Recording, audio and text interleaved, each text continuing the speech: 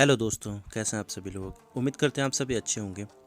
Kazakhstan एक ऐसा देश जो बेहद ही कंट्रोल्ड देश है और वहाँ पर अब सब कुछ अनकंट्रोल्ड हो गया है। एलपीजी की कीमतों से शुरू हुए ये विरोध प्रदर्शन अब डेडली हो चुके हैं और वहाँ पर सरकार ने इस्तीफ़ा दे दिया है और राष्ट्रपति ने इस्तीफ़ा को मंजूर भी कर लिया है। अब वहाँ की सरकार ने इस्तीफ़ा देते हुए एक इंटरिम सरकार की घोषणा कर दी है, जिसमें अली खान सुमैलोव पीएम रहेंगे और कज़ाकिस्तान में 2 हफ्तों की इमरजेंसी घोषित कर दी गई है, जो आगे भी बढ़ सकती है अगर समस्या आएगी तो। लेकिन कजाकिस्तान में रूस की सेना क्या कर रही है और क्यों वहां की सरकार ने बिना किसी वार्निंग के शूट करने का ऑर्डर दे दिया, जो बहुत ही ज़्यादा कंट्रोवर्शियल है। विरोध प्रदर्शन का क्या मोटिव है और सीएसटीओ क्या है, आज इसके बारे में बात करें। लेकिन उससे पहले हम न्यूज़ आर्टिकल देख लेते हैं। Dozens of protester 12 police personnel died in Kazakhstan protest. इसमें काफ़ी ज़्यादा संख्या में लोग भी मर चुके हैं। The Hindu, dozens of protester 12 police dead in Kazakhstan protests. तो वापस आते हैं मुद्दे पर। कजाकिस्तान जो मुस्लिम देशों में सबसे बड़ा देश है बाय लैंड एरिया, वहाँ पर स्थितियाँ आउट ऑफ कंट्रोल हो चुकी है। वैसे तो वहाँ की जनता सरकार से बहुत पहले से ही नाराज़ थी, लेकिन उस नाराज़गी को बढ़ाने का काम किया है 1 जनवरी 2022 को एलपीजी के प्राइस में सब्सिडी को हटाकर।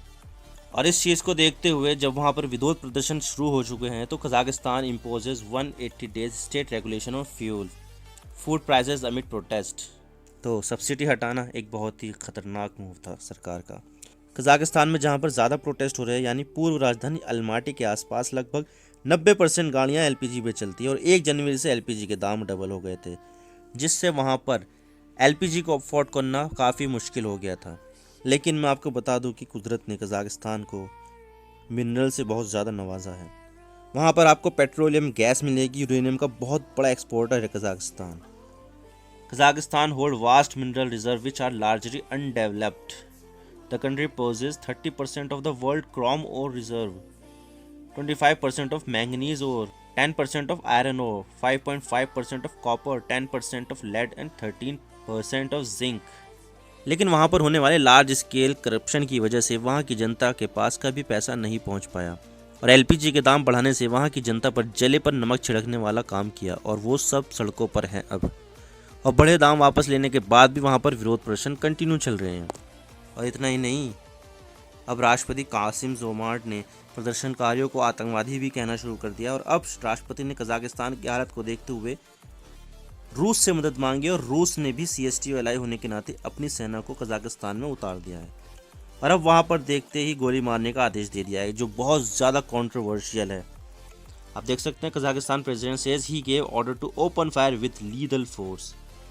Kasim Zomart Tokayev called protester bandit and terrorist and says use of force will continue। इससे शायद वेस्ट के जो देश है वो काफ़ी नाराज़ हो जाएंगे और आने वाले समय में कजाकिस्तान के खिलाफ शायद यूनाइटेड नेशन सिक्योरिटी काउंसिल में कोई रिजोल्यूशन भी पास हो जाए। लेकिन सवाल ये आता है कि यहाँ पर रूस का क्या रोल है। तो सबसे पहले मैं आपको बता दूँ कि कजाकिस्तान और रूस दोनों ही पहले यूएसएसआर के पार्ट थे और इन दोनों देशों के रिलेशन ऐसे हैं जैसे भाई भाई। दोनों देशों के बीच हमेशा ही गर्मजोशी रही है। इवन रूस का जो स्पेस स्टेशन है वो भी कजाकिस्तान में, जहाँ से रूस अपना स्पेस प्रोग्राम चलाता है, यानी बेकानूर। ये जो आप सामने देख रहे हैं ना, ये बेकानूर स्पेस स्टेशन की फ़ोटो है, जहाँ पर एक रॉकेट है, शायद इसमें क्रायोजेनिक इंजन लगा हुआ है और इसी से ही दुनिया का सबसे पहला सैटेलाइट स्पुतनिक लॉन्च हुआ था इसी स्पेस स्टेशन से और दुनिया का पहला व्यक्ति यूरी गागरिन स्पेस में गया था यहीं से ही। तो दोनों के देशों के बीच गर्मजोशी तो जग जाहिर है और जब यूएसएसआर टूटा था तब भी रिलेशंस बहुत अच्छे थे, जिसकी वजह है कजाकिस्तान के पूर्व राष्ट्रपति नूर सुल्तान और पुतिन के बीच की दोस्ती काफ़ी अच्छी मानी जाती है और कासिम जोमार्ट भी नूर सुल्तान की कठपुतली हैं।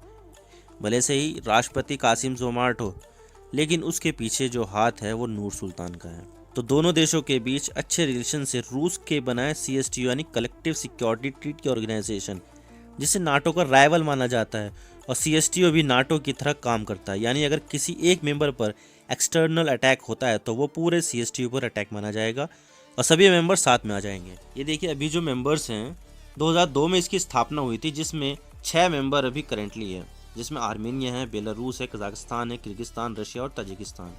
पहले इसमें अजरबैजान भी हुआ करता था, लेकिन अजरबैजान ने अपनी मेंबरशिप को रिकॉल कर लिया। ऑब्जर्वर स्टेट इसमें अफगानिस्तान है और सर्बिया है और पॉसिबल कैंडिडेट इसमें ईरान हो सकता है। तो ये है सीएसटीओ। और अब जब कजाकिस्तान की हालत आउट ऑफ कंट्रोल हो चुकी है तो राष्ट्रपति ने CSTO से मदद मांगी और रूस पूरी तरह तैयार था और अपने एलाय कजाकिस्तान की मदद के लिए अपनी सेना उतार दी। लेकिन रूस ने ऐसा तब नहीं किया था जब आर्मेनिया और अजरबैजान के बीच 2020 में युद्ध चल रहा था। लेकिन कजाकिस्तान में कोई युद्ध ना होने के बावजूद इंटरनल डिस्टर्बेंस पर ही अपनी सेना उतार दी।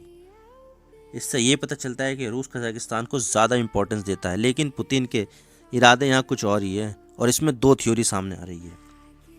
एक थ्योरी तो ये है कि कजाकिस्तान पहले रशियन एम्पायर का पार्ट हुआ करता था, तो अब कजाकिस्तान को वापस रशिया में मिल जाना चाहिए और इसके लिए कई बार कुछ आवाज़ें भी उठती आई है, जिसको मैं आपको दिखा देता हूँ।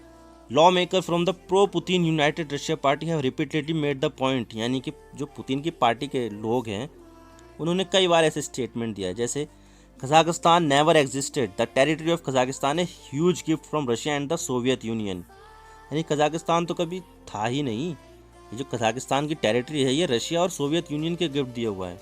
Russian parliament member Vyacheslav Nikolo said on Russian TV talk show in December 2020 this month another lawmaker from United Russia Sultan Hamzayev called for a referendum on reunifying Kazakhstan with its historic motherland Russia, यानी कि कई बार ऐसा कहा गया है कि Kazakhstan को वापस रशिया में मिल जाना चाहिए।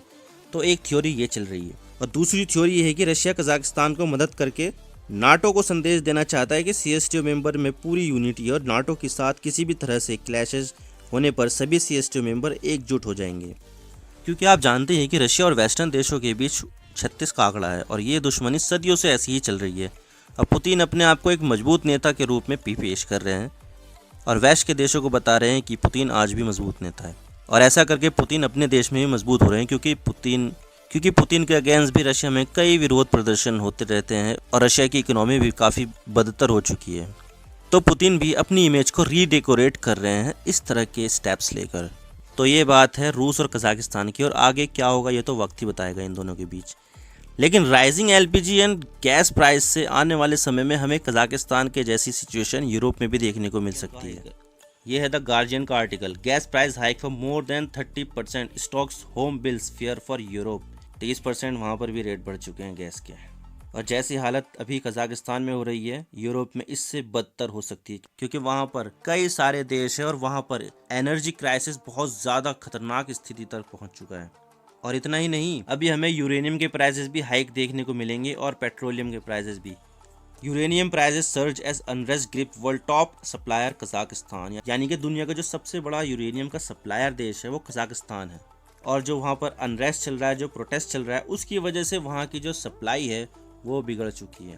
आप देख सकते हैं the central Asian countries the world largest supplier of uranium, accounting for about 40% of global output. Price of the nuclear fuel jumped about 8% of Wednesday. आप देख सकते हैं कि 8% एक ही दिन में बढ़ चुकी है और दुनिया का 40% न्यूक्लियर को सप्लाई करता है ये। तो आने वाले समय में काफ़ी ज़्यादा ख़राब होने वाली है स्थिति। और इसके अलावा तेल, जो ऑयल है, वो भी एक एसेंशियल कमोडिटी है और इससे भारत की भी हालत ख़राब होने वाली है, क्योंकि भारत लार्ज स्केल पर ऑयल को इंपोर्ट करता है और यूरेनियम को भी इंपोर्ट करता है कजाकिस्तान से। अगर ऐसा वहाँ पर चलता रहा तो काफ़ी ज़्यादा महंगा हो जाएगा। अभी $82 पर चल रहे हैं और अगर ऐसा ही चलता रहा कजाकिस्तान में तो शायद क्रूड ऑयल के रेट 100 पर पहुँच जाए और ये बहुत ज़्यादा ख़तरनाक स्थिति हो जाएगी, क्योंकि क्रूड ऑयल पर ही दूसरी कमोडिटी के रेट डिपेंड करते हैं। क्योंकि अगर ट्रांसपोर्टेशन अगर महंगा हो जाएगा तो दूसरे जो एसेंशियल्स आइटम्स हैं, ग्रॉसरीज वगैरह हैं, वो महंगी हो जाएगी, उनका ट्रांसपोर्टेशन का कॉस्ट ज़्यादा बढ़ जाएगा। तो कजाकिस्तान में होने वाले अनरेस्ट और प्रोटेस्ट की वजह से पूरी दुनिया इससे प्रभावित होगी और भारत भी इससे अछूता नहीं है। तो ये है मेरा एनालिसिस। आप क्या सोचते हैं इसके बारे में, आप हमें कमेंट बॉक्स में बताइए। वीडियो पसंद आए तो वीडियो को लाइक कीजिए, शेयर कीजिए। चैनल पर अगर नए हो तो चैनल को ज़रूर सब्सक्राइब कीजिए और बेल आइकन को दबा दीजिए। मैं हूँ आपका दोस्त और होस्ट इमरान सिद्दीकी। मिलता हूँ आपसे नेक्स्ट वीडियो में। Thank you for watching. I really appreciate your precious time. God bless you all. Now signing off.